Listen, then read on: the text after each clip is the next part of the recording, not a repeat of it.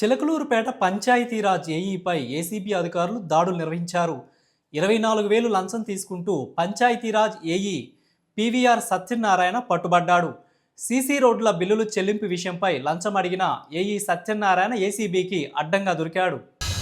ACB DG Sri Atul Singh IPS గారి ఆదేశాల మేరకు గుంటూరు రేంజ్ ఏసీబీ అధికారులు నేను అడిషనల్ ఎస్పీ మహేంద్రమూర్తి మరియు మా ఇన్స్పెక్టర్స్ నాగరాజు, సుబ్బారావు, సురేష్, అలాగే మన్మధరావు, మా ఎస్ఐలు, స్టాఫ్ తదితరులందరూ కూడా ఈరోజు Chilakaluripet DE office, Panchayati Raj DE ఆఫీస్లో ఇక్కడ ఏఈగా పనిచేస్తున్న శ్రీ పివి లక్ష్మీ సత్యనారాయణ ఆచార్యులు గారిని 24,000 లంచం తీసుకున్నట్టుగా రెడ్ హ్యాండెడ్గా పట్టుకోవడం జరిగింది.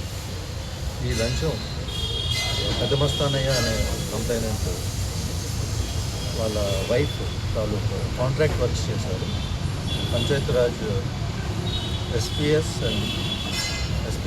జడ్పీ హై స్కూల్ తాలూకు అప్రోచ్ రోడ్ వర్క్ సంబంధించి 8 lakhs బిల్స్ బుక్స్ రాసినందుకు గాను ఆ బిల్స్ ఫార్వర్డ్ చేసి వాళ్ళ పై అధికారులకు ఫార్వర్డ్ చేసేందుకు గాను ఆ 8 lakhsలో 3% 3% అనగా 24,000 డబ్బు డిమాండ్ చేసి ఈరోజు తీసుకుంటుండగా ఏసీబీ అధికారులు రెడ్ హ్యాండ్గా పట్టుకోవడం జరిగింది.